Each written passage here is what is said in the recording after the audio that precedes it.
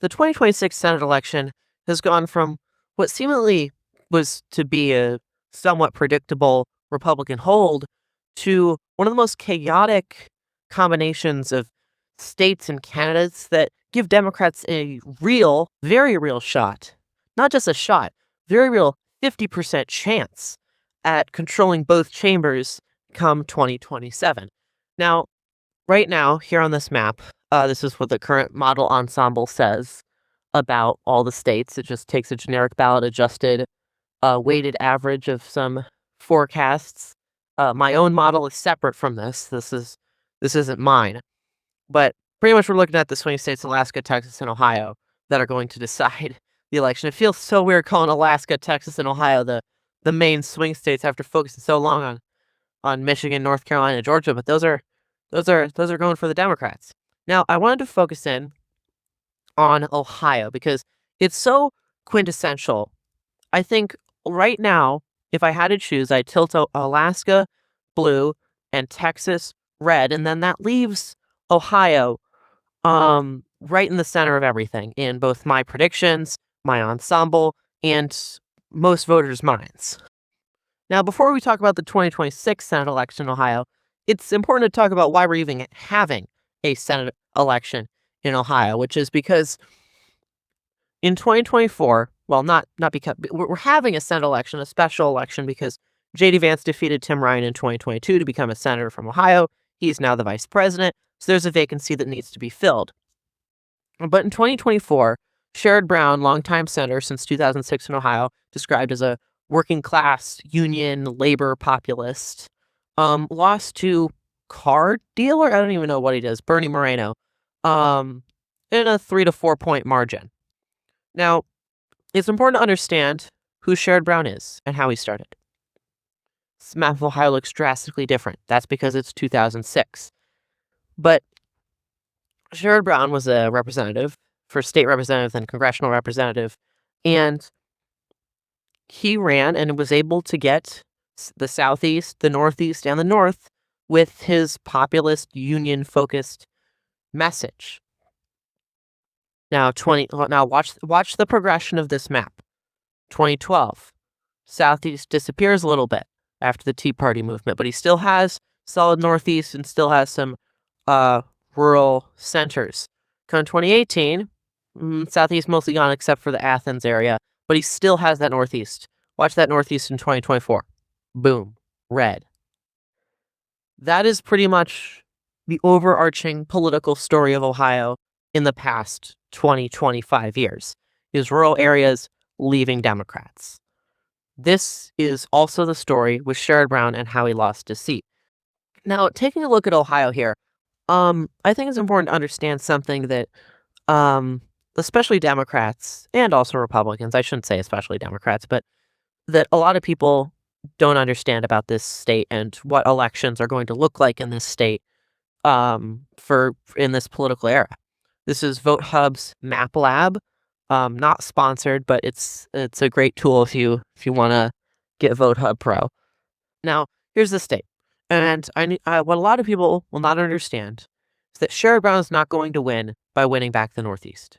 Sherrod Brown's especially not going to win by winning back the Southeast, because while a lot of Democrats may say, especially more populist, progressive side, is all voters across the political spectrum, urban and rural, they're fed up with the rigged political system, and they don't like Donald Trump, and they're finally going to vote for Democrats to fix everything, because, of course, the Democrats can fix everything somehow.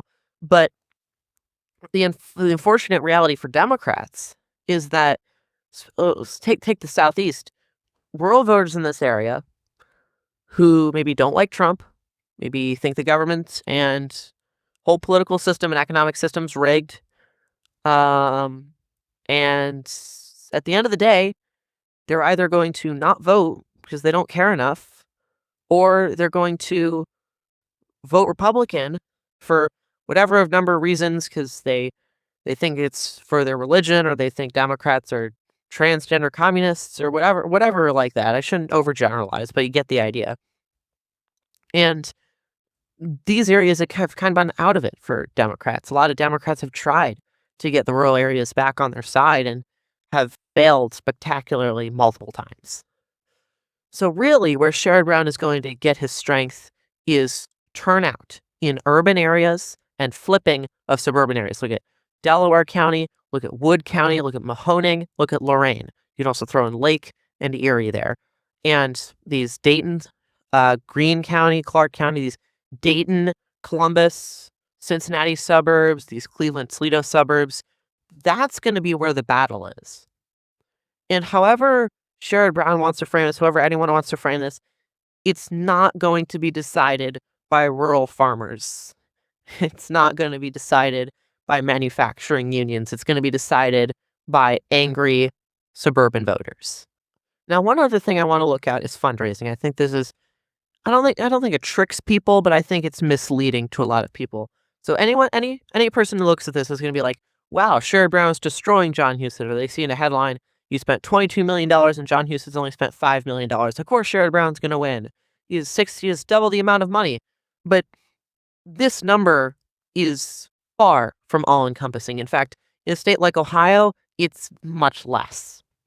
Because the unfortunate reality of the campaign finance system in the United States is that Jon Husted, this $14 million that he's raised, might even be around less than 10% of what's actually going to be in Jon Husted's war chest.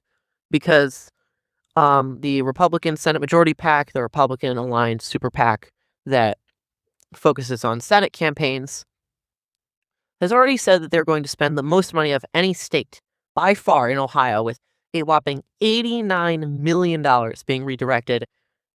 Key difference, not for Jon Husted, but against Sherrod Brown. That's not like an official thing, but that's pretty much what they're going to do. Because Jon Husted really doesn't have a name for himself. Jon Husted, people know him as the Republican senator that replaced J.D. Vance. I would say a surprisingly low number of people even knew he was the lieutenant governor before he was appointed. So what this really is an election between Sherrod Brown and an election between Republican senator. That's the reality. So Republicans don't want to spend the time or effort to make a name for Jon Husted. They're just going to say that Sherrod Brown's communist, pretty much. They're going to say that he's a woke liberal who's turning your kids trans. Like, living in this state, that's literally what they did. That's how he lost. Now, in my big spreadsheet that goes so many columns, but right now the aggregate result is Jon Husted with a 52% chance of winning and Sherrod Brown with a 48% chance of winning. Completely ignore those numbers, because when it's this close, it means nothing, and that is why we have a toss-up category, and that is why I'm not going to tell you that Jon Husted is favored to win when there's a 48% chance that he's not. I don't know. What do you think? Can Sherrod Brown flip the state and make a political comeback in a year of revolt against Donald Trump and Republicans? Or can Jon Husted narrowly hold on into a state that continues to shift away from Democrats? We will see come November.